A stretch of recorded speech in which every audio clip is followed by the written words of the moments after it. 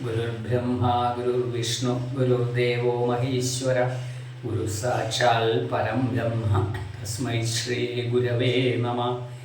ഏകദന്തം മഹാകായം തപ്തകാഞ്ചന സന്നിഭം ലംബോദരം വിശാലാക്ഷം വന്ദേഹം ഗണനായകം. സരസ്വതി നമസ്തുഭ്യം വരദേ കാമരൂപിണി വിദ്യാരംഭം കരിഷ്യാമി സിദ്ധിർഭവതു may സദാ. എല്ലാവർക്കും നമസ്കാരം. ശ്രീമദ് ഭാഗവതത്തിൻ്റെ രണ്ടാം ഭാഗം പ്രഭാഷണത്തിലേക്ക് എല്ലാവർക്കും സ്വാഗതം. ശ്രീമദ് ഭാഗവതം പ്രഥമസ്കന്ധം 3-ാം അധ്യായം. ശ്രീമദ് ഭാഗവതത്തിന് 12 സ്കന്ധമാണ് ഉള്ളത്. ഇതിൽ പ്രഥമസ്കന്ധം ശ്രോതാവിൻ്റെയും വക്താവിൻ്റെയും ലക്ഷണങ്ങളെക്കുറിച്ചാണ് പറയുന്നത്. എങ്ങനെയൊക്കെയുള്ള ഒരാളായിരിക്കണം ശ്രീമദ് ഭാഗവതം കേൾക്കുവാനായിട്ട് യോഗ്യൻ എന്നുള്ളത്, എങ്ങനെയുള്ള ആളായിരിക്കണം ശ്രീമദ് ഭാഗവതം പറയുവാനായിട്ട് യോഗ്യൻ എന്നതിനെക്കുറിച്ചൊക്കെ പറയുന്നു. പ്രഥമസ്കന്ധത്തിലെ 3-ാം അധ്യായത്തിൽ ഭഗവാന്റെ അവതാരങ്ങളെ കുറിച്ചാണ് പറയുന്നത്. മത്സ്യം, കൂർമ്മം, വരാഹം, നരസിംഹം, വാമനൻ, ശ്രീരാമൻ, പരശുരാമൻ, പിന്നെ ഖഡ്ഗി, കൃഷ്ണൻ, ബലരാമൻ, ഇങ്ങനെയൊക്കെയുള്ള അവതാരങ്ങളെ ഭഗവാൻ എടുത്തിട്ടുണ്ട്. അതുകൂടാതെ കണ്ട് കപില ഭഗവാനായിട്ടും ദത്താത്രേയനായിട്ടും ഋഷഭനായിട്ടും പൃഥുവായിട്ടും അങ്ങനെയൊക്കെ അംശാംശ അവതാരമായിട്ടൊക്കെ ഭഗവാൻ വന്നിട്ടുണ്ട്. അവതാരാഹി സംഖ്യേയ, അവതാരങ്ങൾ എത്രയാണെന്ന് പറയാൻ പറ്റില്ല. അതായത് ഒരാൾ ഭഗവാനെ ആത്മാർത്ഥമായിട്ട് ആശ്രയിച്ചു കഴിയുമ്പോൾ നമേ ഭക്ത പ്രണശ്യതി എന്ന ഭഗവാൻ നിശ്ചയമുണ്ട്. അതുകൊണ്ട് തന്നെ തൻ്റെ ഭക്തന് നാശം ഉണ്ടാവരുത് എന്നുള്ള ഭാവത്തിൽ അവിടുന്ന് ഏത് രൂപത്തിലും ഏത് ഭാവത്തിലും നമ്മുടെ മുന്നിൽ വന്ന് നമ്മെ രക്ഷിക്കുവാനായിട്ട് ഒരുമ്പെടുന്നതിൽ യാതൊരു സംശയവുമില്ല. ഇപ്പോൾ നരസിംഹം എന്നുള്ള ഭാവം, ഒരിക്കലും ഭഗവാൻ ആ ഒരു ഭാവത്തിൽ വരുമെന്ന് ആരെങ്കിലും കരുതിയോ? ഹിരണ്യകശിപു സകല വിധത്തിലുള്ള വരങ്ങളും ബ്രഹ്മാവിൽ നിന്ന് വാങ്ങി ഇനി എനിക്ക് മരണമില്ല എന്നുള്ള നിശ്ചയത്തിലാണ് ഉണ്ടായിരുന്നത്. പക്ഷെ ഭഗവാൻ അവിടെ നിശ്ചയിച്ചിട്ടുണ്ട് തൻ്റെ ഭക്തന് നാശമില്ല എന്നുള്ളത്. അതുകൊണ്ട് തന്നെയാണ് ഹിരണ്യകശിപു ഒരിക്കലും വിചാരിക്കാത്തൊരു ഭാവത്തിൽ ഭഗവാൻ നരസിംഹമായിട്ട് അവതരിച്ച് ഹിരണ്യകശിപുവിനെ വധിച്ചതും പ്രഹ്ലാദനെ രക്ഷിച്ചതും. നമ്മളായാലും ഒരു പ്രതിസന്ധി ഘട്ടത്തിൽ ഏർപ്പെടുമ്പോൾ അവിടെ നമ്മൾ ഭഗവാനെ ആശ്രയിച്ചു കഴിഞ്ഞാൽ ഒരിക്കലും ഭഗവാൻ നമ്മെ രക്ഷിക്കാതിരിക്കില്ല. ഇപ്പോൾ യാത്രയിലാണെങ്കിലും അല്ലെങ്കിൽ ഭക്ഷണം കഴിക്കുന്ന സമയത്താണെങ്കിലും ജോലി സമയത്താണെങ്കിലും, അപ്പോൾ ഇതിലൊക്കെ വളരെ തരത്തിലുള്ള പ്രശ്നങ്ങൾ നമുക്ക് അനുഭവപ്പെട്ടേക്കാം. അപ്പോൾ ആ പ്രശ്നങ്ങളെ തരണം ചെയ്യാൻ നമ്മൾ ഇതിനൊക്കെ പുറപ്പെടും മുമ്പ് ഒന്ന് ഭഗവാനെ ആശ്രയിക്കുക. തീർച്ചയായും ഭഗവാൻ നമ്മെ എല്ലാത്തിൽ നിന്നും രക്ഷിക്കും. അതേത് ഭാവത്തിലായിരിക്കും ഏത് രൂപത്തിലായിരിക്കും വരുന്നത് എന്ന് പറയാൻ പറ്റില്ല. അതാണ് ഇവിടെ പറയുന്നത്. അവതാരാഹ്യ സംഖ്യേയ, അല്ലേ? അവതാരം എത്രയെത്ര ഭാവത്തിലാണ് ഭഗവാൻ എടുക്കുക എന്ന് പറയാൻ പറ്റില്ല എന്നുള്ളതാണ്. വിശേഷപ്പെട്ട ശ്രീകൃഷ്ണ അവതാരം, കൃഷ്ണസ്തു ഭഗവാൻ സ്വയം, അല്ലേ? ഭഗവാന്റെ പുണ്യപൂർണ്ണാവതാരമാണ് കൃഷ്ണാവതാരം എന്നാണ് പറയുന്നത്.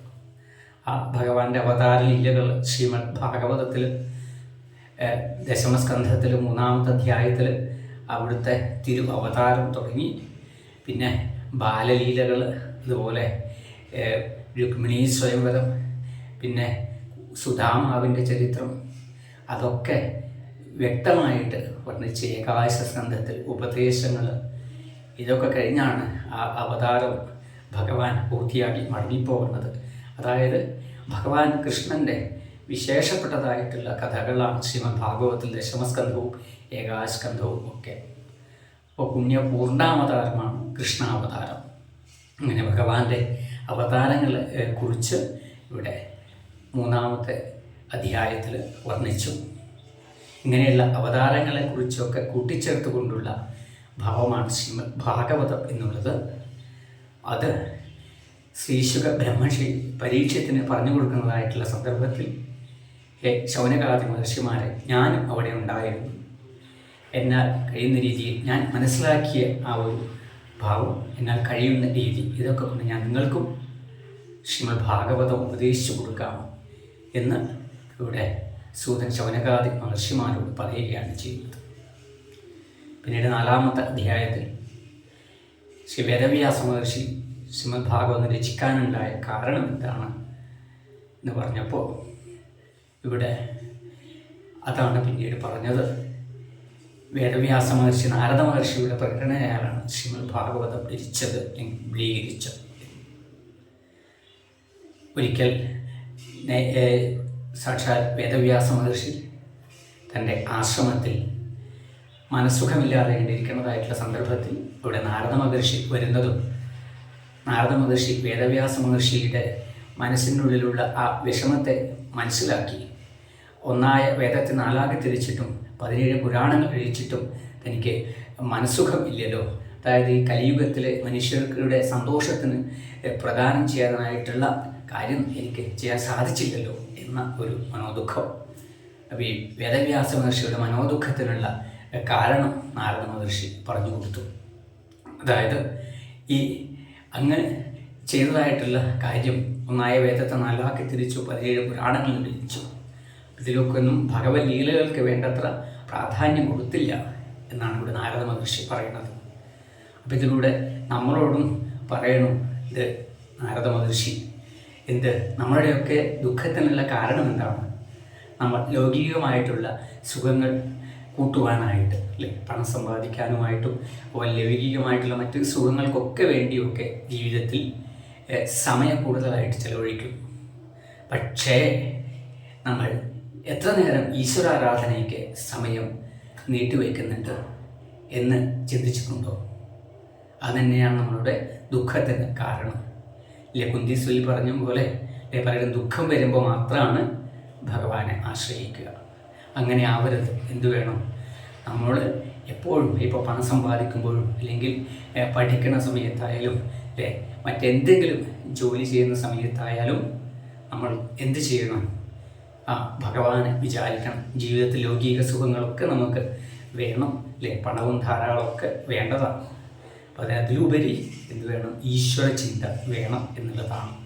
അപ്പോൾ നമ്മുടെയൊക്കെ ദുഃഖത്തിന് കാരണം എന്താണ്? ഈശ്വരനെ കുറിച്ചുള്ള ചിന്ത കുറയുന്നത് തന്നെയാണ് എന്നുള്ളതാണ്. അപ്പോൾ അതാണ് നേരത്തെ സൂചിപ്പിച്ച പോലെ, അല്ലേ, സന്ധ്യാസമയത്ത് ഗൃഹത്തിൽ നാമം ജപിക്കാൻ കുടുംബത്തിലുള്ള എല്ലാവരും കൂടി ചേർന്ന് ആ ഒരു അന്തരീക്ഷം ഉണ്ടാക്കിയെടുക്കണം.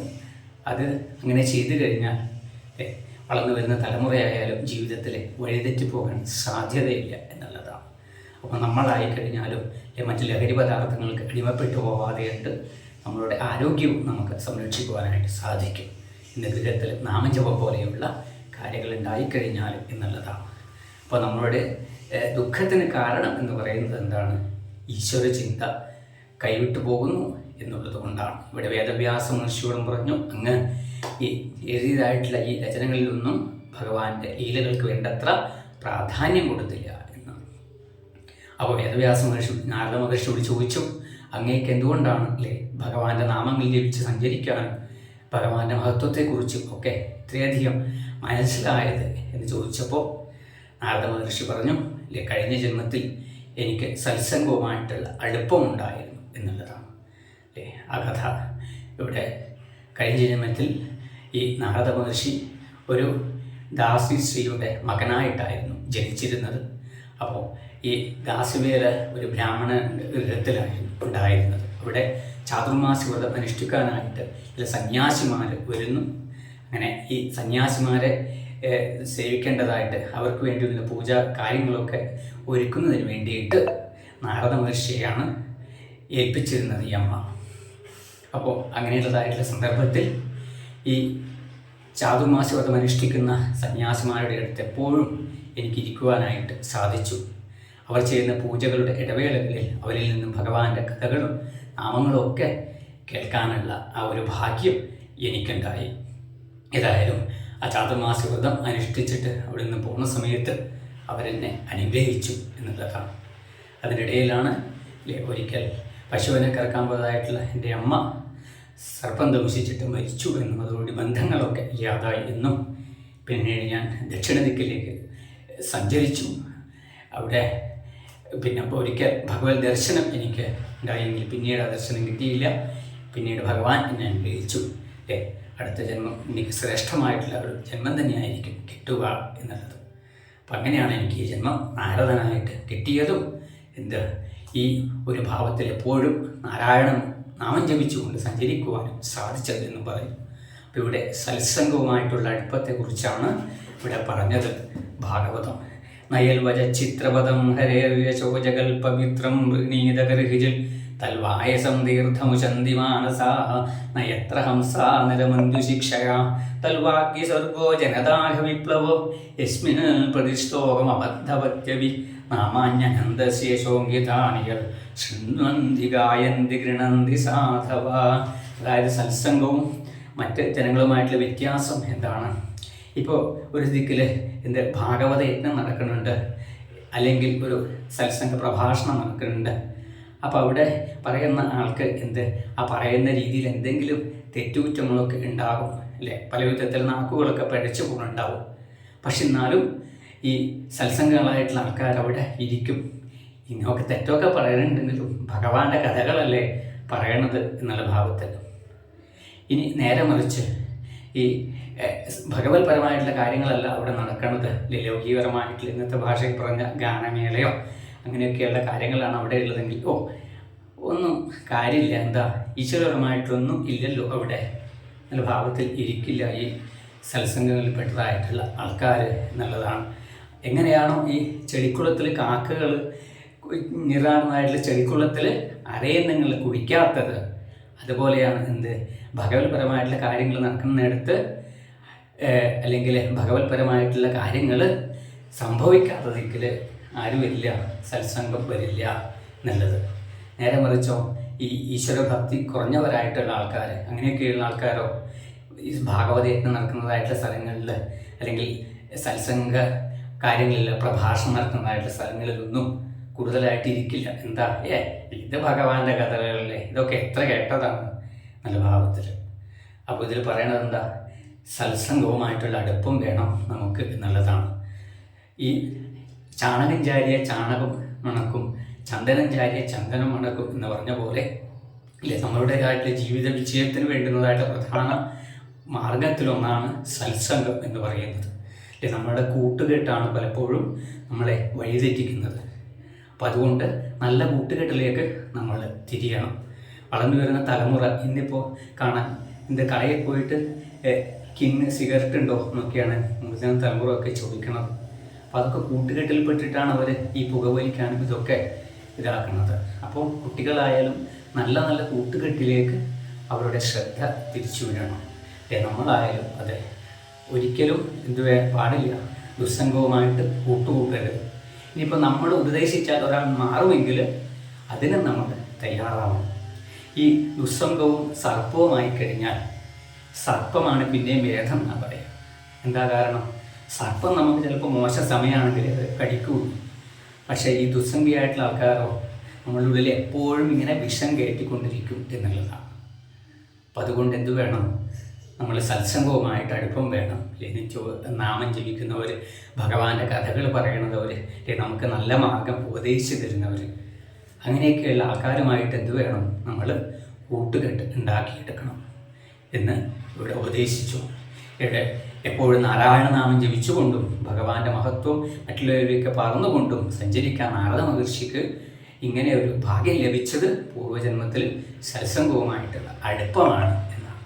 ഏതായാലും വേദവ്യാസ മഹർഷിയോട് നാരദ മഹർഷി ഈ കാര്യങ്ങളൊക്കെ പറഞ്ഞു. അങ്ങനെ ശ്രീമദ് ഭാഗവതം രചിക്കാനുള്ള പ്രേരണ നൽകിക്കൊണ്ട് നാരദ മഹർഷി അവിടെ നിന്നും പോയി. അഹോ ദേവർഷി ധന്യോയം കീർത്തിം ശാന്തധന്വനാ ഗായന്മാദ്യതിനന്തന്ത്ര്യാരമയത്യാതുരം ജഗൽ.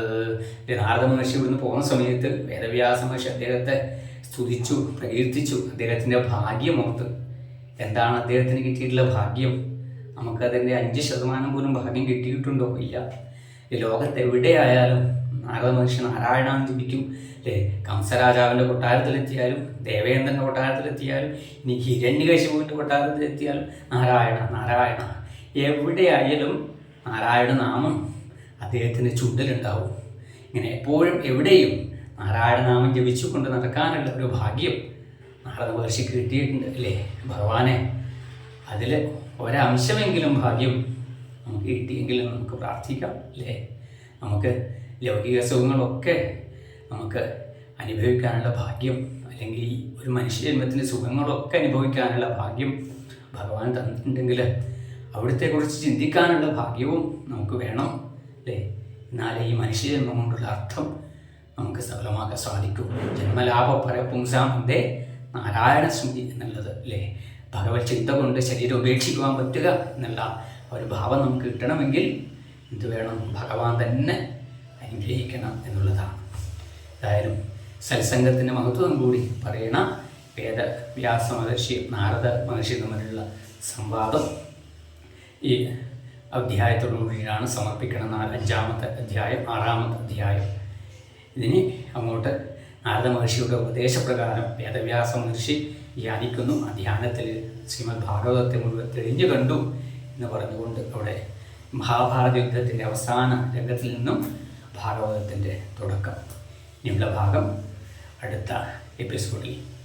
കായേന വാചാ മനസേന്ദ്രിയർവാ ബുദ്ധ്യാത്മനാ വാ പ്രകൃതേ സ്വഭാവാത് കരോമി യദ്യത് സകലം പരസ്മൈ നാരായണായേതി സമർപ്പയാമി.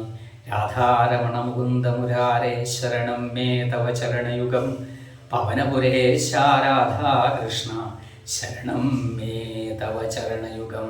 എല്ലാവർക്കും നമസ്തേ. ഭഗവാൻ അനുഗ്രഹിക്കട്ടെ.